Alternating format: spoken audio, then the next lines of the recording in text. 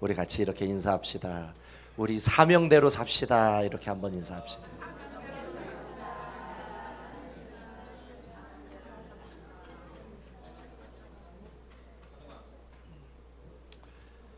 제가 한국에서 미국으로 이제 처음 왔을 때 그 도착했던 공항이 워싱턴 DC에 있는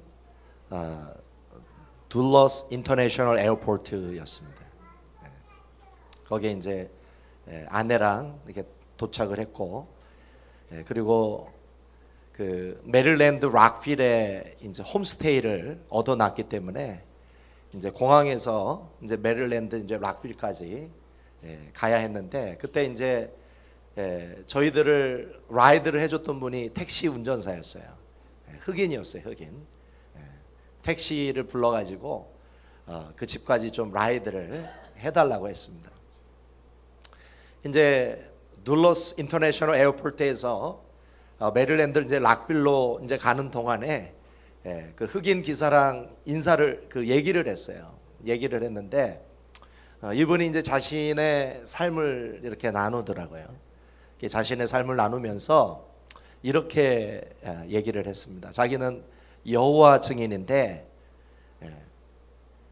나는 매일 모임 장소에서 왕국회관이라고 하죠. 여호와 증인이 모이는 그 장소를 왕국회관에 매일 가서 예배하고 교제하고 그곳에서 함께 성도들과 함께 지낸다, 이런 이제 얘기를 하면서 하는 말이, 자기는 여호와 증인을 믿어서 너무 행복하다는 거예요.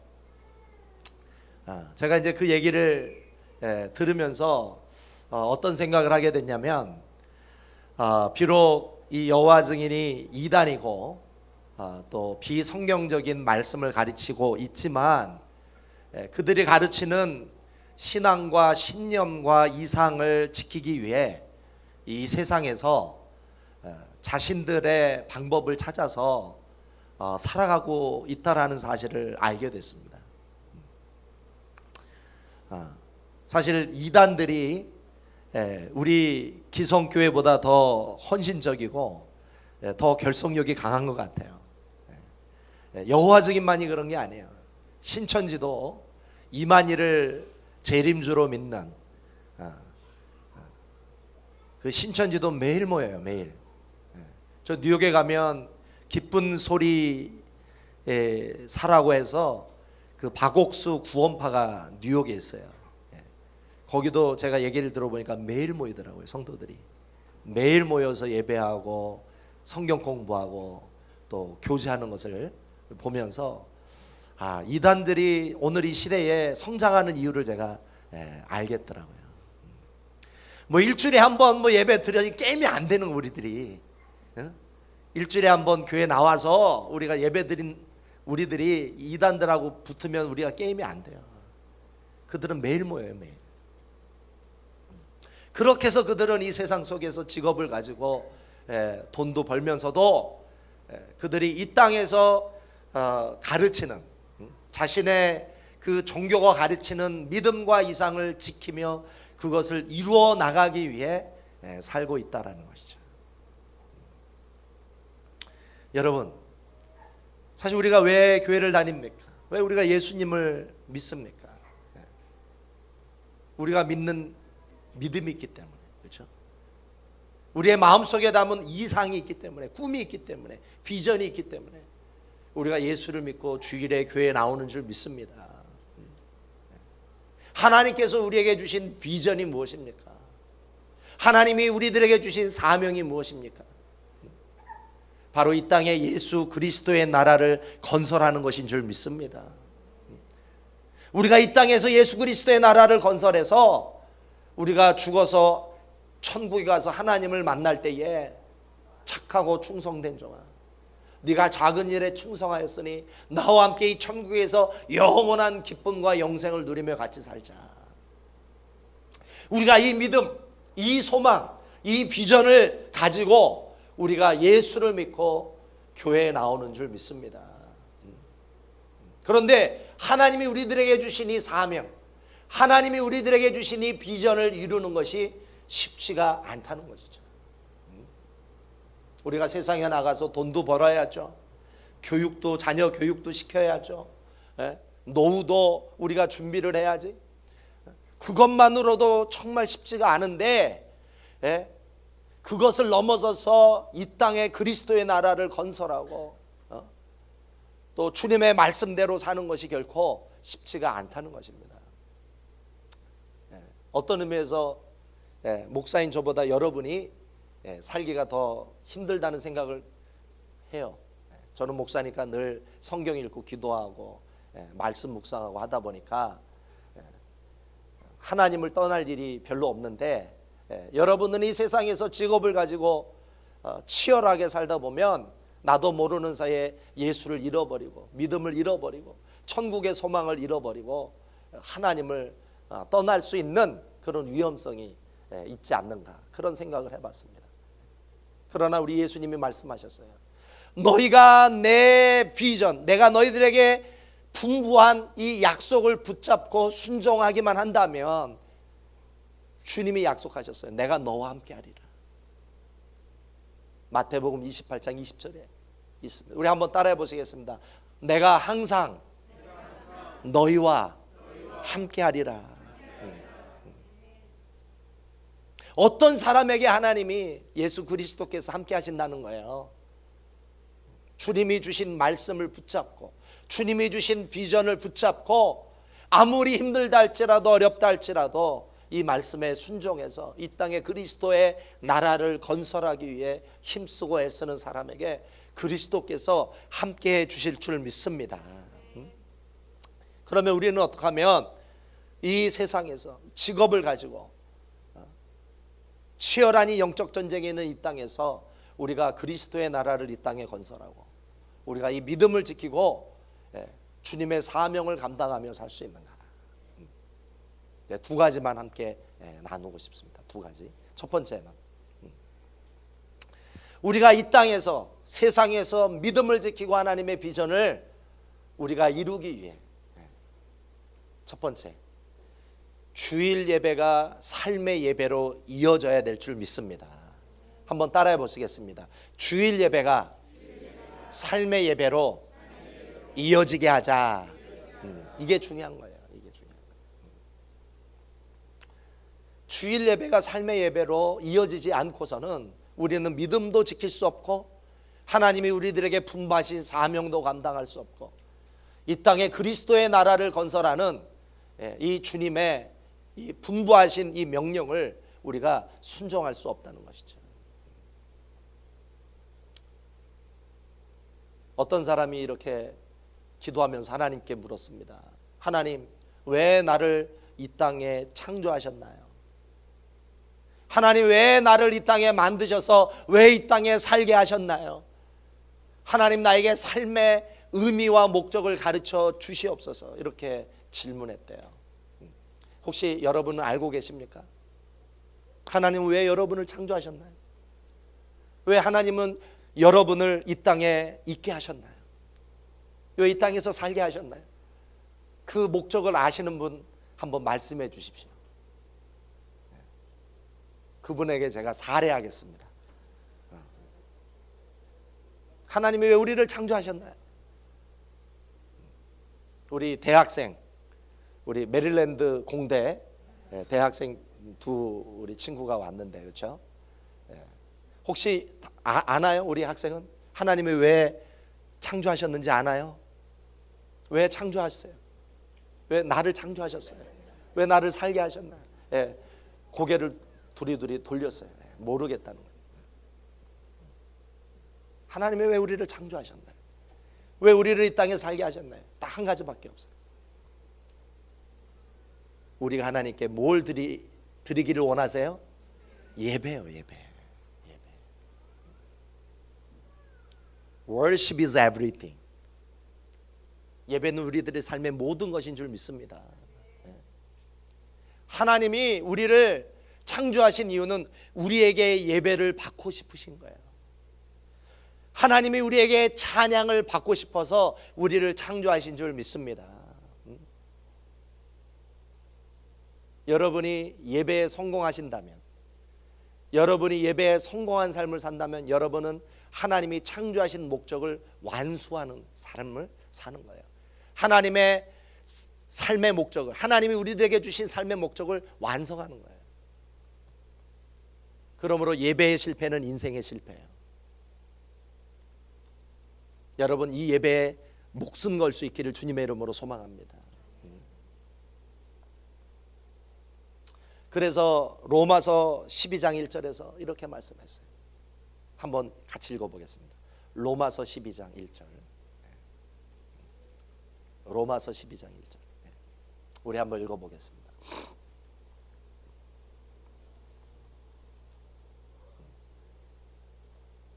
같이 읽어보겠습니다. 로마서 12장 1절 시작. 그러므로 내가 하나님의 모든 자비하심으로 너희를 권하노니 너희 몸을 하나님이 기뻐하시는 거룩한 산 제사로 드리라. 이는 너희의 드릴 영적 예배니라. 그렇죠. 하나님은 우리들에게 뭘 요구하시냐면 주일 예배만 드리기를 원하시는 게 아니라, 주일 예배만을 드리기를 원하는 게 아니라 하나님이 우리의 삶 전체가, 우리가 몸으로 행하는 삶 전체가 예배가 되기를 원하시는 줄 믿습니다. 이게 중요한 거야. 주일만 드리는 예배만이 아니라 월요일부터 우리가 행하는 모든 행위 자체가, 내가 몸으로 행하는 모든 것이 예배가 되게 하라. 이제 대학에 딱 갔더니 제가 이제 철학과를 갔는데, 철학과를 가서 처음에는 굉장히 시험에 들었어요. 시험에. 왜 시험에 들었냐면 공부하는 철학자들 중에 하나님을 사랑하고 믿는 사람이 없는 거예요. 다 무신론자예요. 후회했어요. 내 철학과 괜히 왔네 이거. 그러다가 제가 너무나 큰 위로를 받은 사건이 있었어요. 대부분 철학자가 다 불신자인데 하나님을 사랑하고 하나님께 자기를 드렸던, 자신의 인생을 바쳤던 철학자가 드디어 등장하게 된 거예요. 제가 그 인물을 만나고 얼마나 기뻤는지 몰라요. 마음의 위로를 얻었어요. 그분이 누구였냐면 덴마크 철학자인 쇠얀 키에르케고. 어떤 사람은 뭐 키에르케고르라고 부르기도 하는데, 키에르케고라고 하는 철학자가 하나님을 사랑하고 하나님께 자신의 인생을 드렸던 위대한 철학자라는 것을 발견하게 됐어요. 덴마크 철학자예요. 근데 이 사람이 그의 책에서 늘 반복적으로 자주 사용했던 단어가 있었어요. 표현이 있었어요. 그게 뭐였냐면 일요일에서 월요일로라는 단어를 자주 사용했어요. 한번 따라해 보시겠습니다. 일요일에서 월요일로. 이분이 이 말을 자주 사용했어요. 그래서 이 말이 뭔가 하니 이 키에르케고가 그걸 깨달은 거예요.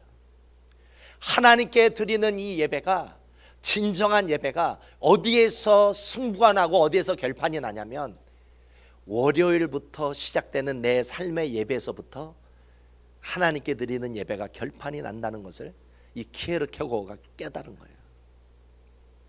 크리스찬의 삶의 본질이 어디에서 나타나느냐? 월요일부터 나타난다. 그리스도인의 진정한 향기와 맛이 어디에서 나타나느냐면 월요일부터 나타난다. 주일날 함께 공예배로 모여서 예배 드릴 때는 모른다는 거예요. 그 사람이 진짜 크리스찬인지 그렇지 않은지 주일에 와서 예배 드릴 때는 모른다는 거예요. 왜? 다 같이 찬양하고 다 같이 기도하고 다 같이 말씀을 듣기 때문에. 그런데 진정한 크리스찬의 맛과 향기가 어디서 나타나냐면 월요일부터 나타난다. 월요일에 삶의 예배로 나아가는 자가 하나님이 기뻐하시는 예배자인 줄 믿습니다. 그래서 우리 개신교가 믿는 게 뭡니까? 베드로전서 2장 9절을 믿어. 우리는 한번 따라해 보시겠습니다. 오직 너희는 택하신 족속이요 왕같은 제사장이요 거룩한 나라요 그의 소유된 백성이니. 예수를 믿고 성령을 받은 자는 하나님이 영적으로 어떻게 바라보시냐면 왕 같은 제사장이다. 구약시대 때에는 제사장이 특별히 구별됐습니다. 특별히 레위 지파의 아론의 후손들만이 제사장이 될 수가 있었어요. 그러나 예수님이 오셔서 십자가에 못 박혀 피 흘려 돌아가시고 부활하시고 나서 예수를 믿는 자에게 모두 성령을 부어주시는 줄 믿습니다. 예수를 믿고 성령의 부음을 받는 자, 예수를 믿고 성령 받는 모든 자는 왕같은 제사장들인 줄 믿으시기 바랍니다. 저만 목사가 아니라, 저만 성직자가 아니라 예수 믿고 성령 받은 여러분도 성직자인 줄 믿습니다. 여러분도 제사장이에요. 그렇기 때문에 목사나 선교사만 하나님이 부르셔서 선택하셔서 사명을 맡기는 것이 아니라 여러분들이 가지고 계시는 그 직업도 하나님이 구별하셔서 거룩한 직업으로 하나님이 주신 줄 믿으시기 바랍니다. 목사와 선교사만 거룩한 직분이 아니라 여러분이 지금 살고 있는, 여러분이 가지고 있는 그 직업도 거룩한 일이에요. 중요한 것은 내가 그러한 정체성과 그러한 중심과 그러한 가치와 그러한 마음을 가지고 행하느냐 행하지 않느냐. 만약에 제가 이 목회를 하고 주의 종으로 교회를 섬기지만, 목사로 섬기지만, 제가 이 목사의 일을 내 유익과 내 이익을 위해서 한다면, 그렇죠? 이 목사의 이 일이 비즈니스가 돼버려요. 비즈니스. 사역이 아니에요. 그건. 여러분이 세상에서 직업을 가지고 행하지만 여러분이 그 직업을 자신의 유익을 위해, 자신의 꿈을 위해 하는 것이 아니라 이 직업의 그 일을 예배드리는 마음으로, 하나님께 영광 돌리는 그런 마음으로 여러분들이 그 직업을 행한다면 그것은 사역이 되는 줄 믿습니다. 내가 무엇을 하느냐가 중요한 게 아니에요. 내가 어떤 마음과 어떤 중심으로 하느냐. 그러므로 여러분들이 행하는 그 일들을 내가 어쩔 수 없이 돈 벌어서 내가 이거를 하는 수밖에 없구나, 그렇게 생각하지 마시고 이 행하는 그 일이 내가 지금 주일에 예배를 드리는 마음으로, 목사가 주일에 설교하는 마음으로 그 일을 행하게 된다면 하나님이 그것을 예배로 받으시는 줄 믿습니다.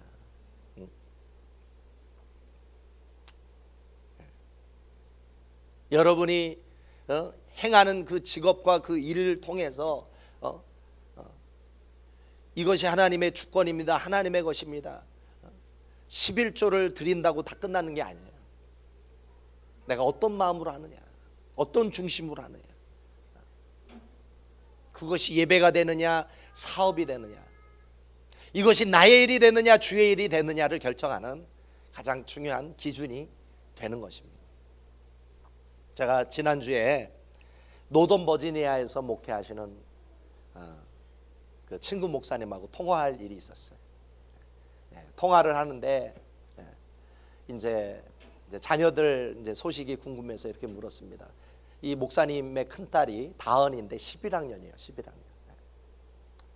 이분이 이제 일찍 결혼하셔가지고 이제 11학년인데 이제 다은이 소식을 듣는데 이제 이런 얘기를 하시더라고요. 물론 이제 목사님이 직접 하신 게 아니라 우리 사모랑 그 사모님 얘기를 통해서 제가 이제 듣게 됐는데, 다은이가 11학년 때 프리 SAT를 쳤는데 치고 나서 하버드 대학에서 연락이 왔대요. 우리 학교에 그 프리 칼리지 프로그램이 좋은 게 있는데 다은이한테 전화가 오기를, 연락이 오기를 우리 학교에 오지 않겠냐. 우리가 항공비, 숙박비, 수업료 모든 것을 낼 테니까 우리 학교에 와 달라. 그런 소식을 받았다는 거예요. 그랬더니 우리 저 사모가 얼마나 저 부러워하는지 말이죠. 우리 애들도 그렇게 되기를 원한다는 거예요. 그래서 비법을 물어봤어요. 어떻게 이렇게 공부를 잘하게 됐느냐 물어봤더니 이런 얘기를 하시는 거예요. 다은이가 주일에 설교를 듣다가 은혜를 받았대. 어떤 은혜를 받았냐면, 우리의 예배는 주일 예배로 끝나는 것이 아니라 월요일 날 진짜 예배가 시작이 된다. 월요일 날 이 삶의 예배라는 진짜 예배가 시작이 되는데, 그 진짜 예배에서 승리하고 성공할 때 하나님이 기뻐하신다. 이 설교의 은혜를 받은 거예요. 그래서 이 다은이가 어떻게 생각을 했냐면, 그러면 나는 삶의 예배를 어떻게 드리지 고민을 하다가, 이 다은이가 어떻게 생각을 했냐면, 아하, 내가 학교 가서 공부하는 게 예배구나. 내가 공부하는 이것을 통해서 내가 하나님께 예배를 드려야 되겠구나. 그래서 이 공부를 통해서 내가 성공하고 이 공부를 통해서 내 꿈을 이루는 게 아니라, 학교에서 이 공부하는 이것을 통해서 내가 하나님께 예배를 드리게 돼야 되겠구나. 이 공부가 예배가 되게 해야 되겠구나. 여러분, 예배를 그냥 드릴 수 있어요? 정성껏 드렸겠죠.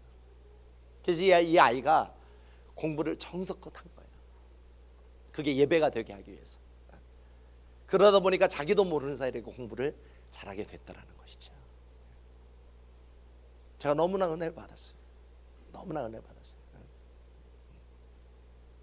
여러분의 월요일은 어떻게 이루어지고 있습니까? 주일 오기 전에 여러분은 어떤 마음을 가지고 일을 하고 있나요? 여러분, 그것을 예배로 드리실 수 있기를 주님의 이름으로 소망합니다. 하나님이 그것을 예배로 받으실 수 있는, 하나님이 기뻐하시는 제사가 될 수 있기를 주님의 이름으로 소망합니다. 두 번째, 우리가 어떻게 하면 이 세상에서 믿음을 지키고 하나님이 우리들에게 주신 사명을 이루고 하나님이 우리들에게 주신 비전을 이루며 살 수 있는가? 두 번째는 우리의 마음이 변화가 돼야 돼. 우리 마음이 변화가 돼야 돼. 우리 로마서 12장 1절 2절을 같이 한번 읽어보겠습니다.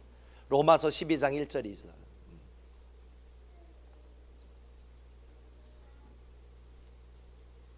우리 한번 같이 읽어보겠습니다. 로마서 12장 1절 2절 우리 한번 같이 읽어보겠습니다. 시작. 그러므로 형제들아, 내가 하나님의 모든 자비하심으로 너희를 권하노니 너희 몸을 하나님이 기뻐하시는 거룩한 산제사로 드리라. 이는 너희의 드릴 영적 예배니라. 너희는 이 세대를 본받지 말고 오직 마음을 새롭게 함으로 변화를 받아 하나님의 선하시고 기뻐하시고 온전하신 뜻이 무엇인지 분별하도록 하라. 우리 기독교를 가리켜서, 우리 개신교를 가리켜서 그러므로의 신앙이다 이렇게 얘기를 해요. 로마서 1장에서 11장은 교리를 얘기를 하고, 이제 12장에서는 우리가 이러한 말씀을 받았으니 어떻게 살아야 하는가, 그게 이제 12장에서부터 기록이 돼요. 그래서 12장에서 가장 중요한 접속사가 나오죠. 여러분, 12장 1절을 읽으면서 가장 먼저 나오는 단어가 뭐였습니까? 그러므로예요. 그러므로. 예수 그리스도께서 우리의 죄를 대신해서 십자가에 못 박혀 돌아가셨으므로, 그분이 우리의 의를 위해 부활하셨으므로 우리가 어떻게 살아야 되는가? 우리도 그리스도가 십자가에서 산 제물이 되셨던 것처럼 우리도 산 제물이 되어야 된다. 우리 기독교를 그러므로의 신앙이라고 그래요. 그러므로. 근데 불교는 그러므로의 신앙이 될까요? 안 될까요? 불교는 그러므로가 될까요? 안 될까요? 안 되죠. 그렇죠? 왜냐하면 석가모니가 죽을 때 어떻게 죽었냐면, 어떤 분이 이 석가모니를 대접하기 위해, 식사 대접하기 위해 그 집안에 초청을 했어요. 근데 이 석가모니가 그 집에 가서 귀한 음식을 먹다가 식중독으로 돌아가셨어요. 식중독으로. 그러므로가 돼야 안 돼요. 석가모니가 음식을 먹다가 식중독으로 죽었으므로 우리도 식중독으로 죽자. 이게 안 되죠. 그러니까 그러므로는 뭐만 돼요? 우리 기독교만 되는 거예요.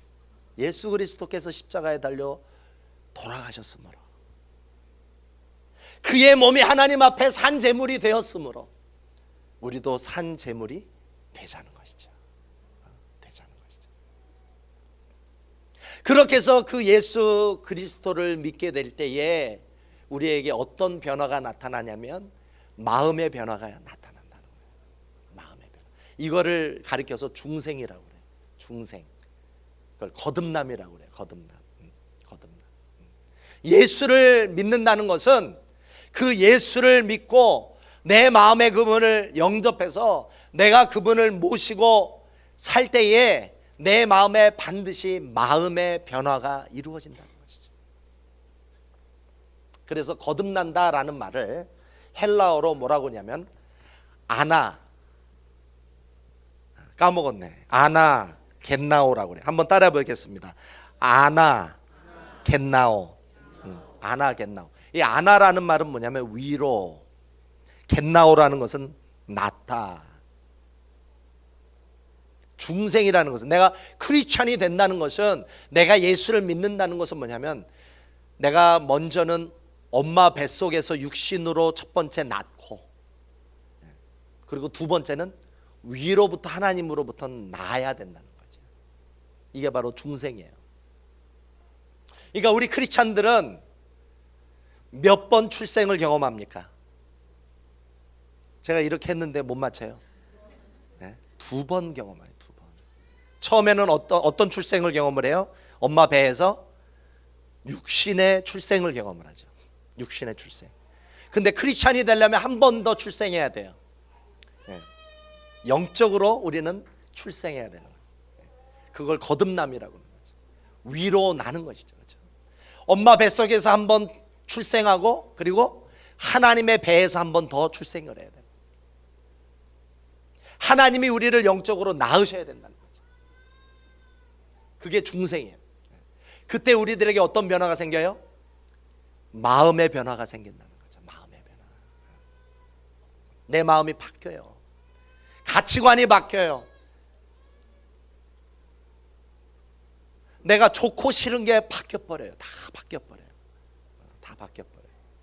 찬송가에 주 안에 감추인 새 생명 얻으니 이전에 좋던 것 이제는 값없다. 하늘의 평화와 기쁨을 맛보니 찬송과 기도로 주 함께 살리라. 영생을 맛보며 주 안에 살리라. 오늘도 내일도 주 함께 살리라. 할렐루야. 내가 위로 태어났더니, 영적으로 하나님으로부터 내가 출생했더니 이전에 좋던 것 이제는 값없다.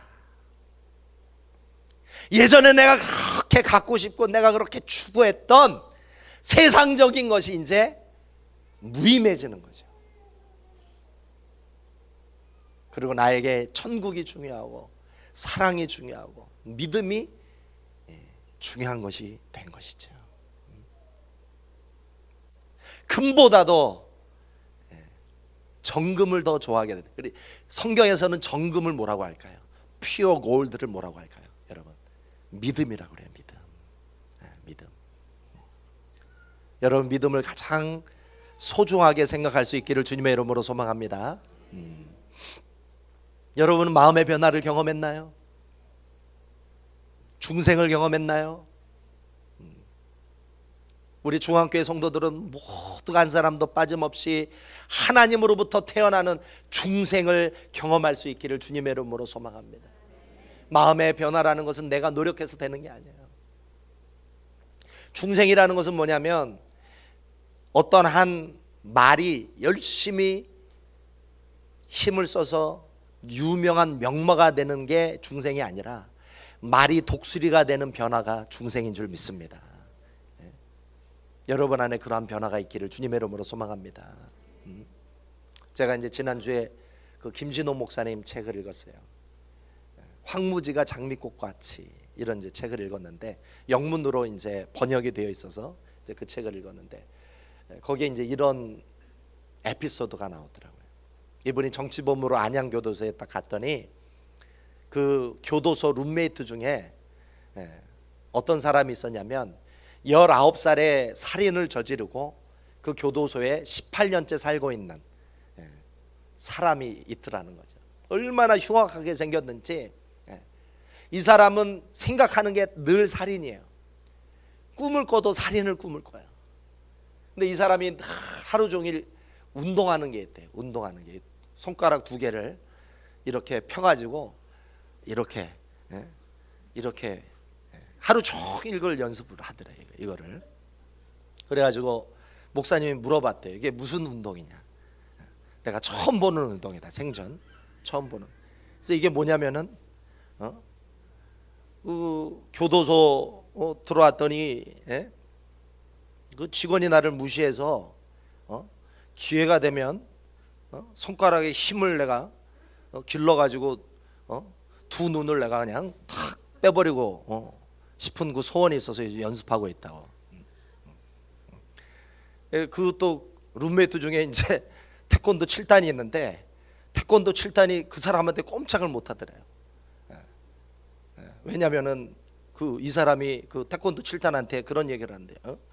네가 깨어 있어서 나를 때릴 수는 있지만 네가 자고 있을 때 내가 두 눈을 파버리겠다고 하니까 꼼짝을 못 하더래요. 꼼짝을. 그래가지고 이제 그 목사님이 이 사람한테 뭔 그런 인생을 사냐고 그랬더니 이제 이 사람이 자기 꿈을 얘기를 하더래요. 사실은 내 꿈이 뭐냐면 내가 출소를 하게 되면 명동에 가서 여자 12명을 내가 잡아다가 죽이고 지옥에 보내고 내 인생을 마감하는 게 내 꿈이다. 아주 섬찟한 자기 꿈을 얘기를 하는데 목사님이 이 사람을 보면서 너무나 이 불쌍한 마음이 들더래요.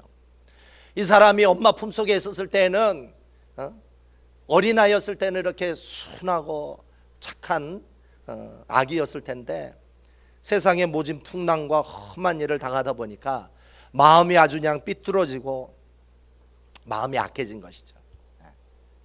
그래서 이제 이 목사님이 이 사람을 위해서 기도를 하기 시작을 했대. 하나님, 이 사람이 엄마 뱃속에서 엄마의 그 젖을 빨 때에 그 순수했던 마음으로 돌아가게 해주십시오. 그러면서 편지도 써보고 이 사람한테 자기 가지고 있는 물건도 주고 그래서 3일 금식을 하면서 이 사람에게 복음을 전할 기회를 엿보고 있었다는 것이죠. 어느 날 이 목사님의 마음에 확신이 딱 섰을 때 3일 금식을 하고 이 사람한테 이제 복음을 전하려고 이야기를 하자고 이제 그랬더니 이 사람이 왜 나를 이렇게 불렀냐고 무슨 얘기를 하려고 하냐고 이렇게 묻더라는 거예요. 그래서 목사님이 복음을 전하기를 당신이나 나나 왜 이렇게 감옥에 와서 인생을 허비하고 살고 있는가. 그것은 우리가 내 마음의 주인을 잘못 뒀기 때문이다. 늘 사고뭉치 문제가 많고 상처가 많고 아픔이 많은 우리들이 내 삶을 이끄는 주인이 되다 보니까 이렇게 사고만 치는 거 아니겠느냐. 우리 이제 주인을 한번 바꿔보자. 이제 내가 내 인생의 주인 역할 했던 것을 이제 그만두고 우리가 예수님을 내 마음의 주인으로 모셔드리자. 그 예수님이 우리 마음의 주인이 되어주시면 우리를 선한 길로 인도해 주실 것이다. 우리가 새 사람이 될 수 있을 테니까 우리가 예수님을 주인으로 모셔드리자. 그랬더니 이 사람이 그러더라는 거예요. 나같이 악하고 흉악한 사람도 예수 믿을 수 있느냐고. 그랬더니 목사님이 그렇고 말고 당신도 예수를 믿을 수 있다고. 예수님이 의인을 부르러 온 것이 아니라 나와 당신과 같은 죄인을 부르러 오셨다고. 그랬더니 이 사람의 마음속에 소망을 갖기 시작을 했어요. 그렇다면 나도 예수님을 한번 믿어보겠다고. 그러면 내가 예수님을 믿도록 나를 좀 지도해 달라고. 목사님이 이야기하는 대로 내가 다 따를 테니까 나도 예수님을 영접해서 새 사람이 한번 되고 싶다고. 그래서 이 사람이 예수님을 영접한 거예요. 진심으로 예수님을 영접하니까 이 사람이 변화되기 시작한 줄 믿습니다. 그동안 그 교도소에 있는 룸메이트를 이걸로 협박하고 괴롭혔는데 이제 이거 운동도 안 하고 그리고 명동 얘기도 안 하고 이 사람이 완전히 바뀌어져 버린 거예요. 시간 나면 말씀 읽고 찬송하고 기도하는 사람으로 바뀐 거예요. 근데 목사님이 이제 출소하게 되었을 때 이 사람이 목사님을 잡고 이렇게 얘기를 했대요. 목사님, 내가 목사님을 만나서 예수님을 만나게 해주셔서 감사하다. 내가 예수님을 영접하고 나니까 내 마음이 바뀌었다. 예전에는 내가 살인해 놓고 나를 감옥에 보낸 이 사람들을 욕하고 미워하고 원망했는데 이제 그런 마음이 다 사라져 버렸다. 내 마음에 예수님을 모시고 나니까 평강이 있고 기쁨이 있고 내가 새 사람이 되어야 되겠다. 나도 어떻게 하면 출소를 하면 이 사회에 보탬이 되는 존재가 되어야 되겠다. 하다못해 길거리에 떨어져 있는 휴지라도 줍는 사람이 되어야 되겠다. 마음이 바뀌었다는 거죠. 마음. 이 흉악한 사람이 예수님을 만나고 거듭난 줄 믿으시기 바랍니다. 거듭난 줄. 우리도 이 예수님을 진심으로 우리가 영접하고, 영접한다는 것은 뭐냐면 그 예수님을 모시고 산다는 것을 의미합니다. 모시며 섬긴다는 것을 의미합니다. 우리가 그 예수님을 진심으로 모시고 섬길 때에 우리들의 마음에도 마음이 변화가 되어서 천국이 보이고 하나님이 보이고 우리가 이 땅에서 하나님이 주신 사명이 보이고 우리가 이제 인생을 낭비하는 것이 아니라 하나님을 기쁘게 해드리는, 하나님의 선하시고 기뻐하시고 온전한 뜻이 무엇인지 분별하며 그 뜻대로 사는 복된 인생을 살게 될 줄 믿습니다. 그런 의미에서 우리가 우리들의 예배를 하나님 앞에 온전히 드리고 월요일부터도 월요일날 그때부터도 예배 드리는 마음으로 살고 우리가 예수님을 진정으로 모시고 그분을 섬기며 살아갈 때 하나님께서 우리들 안에 놀라운 축복과 은혜와 능력으로 역사해 주실 줄 믿습니다. 우리 같이 기도하시겠습니다. 네, 기도하시겠습니다. 우리 함께 통성으로 우리 함께 기도하시겠습니다. 하나님께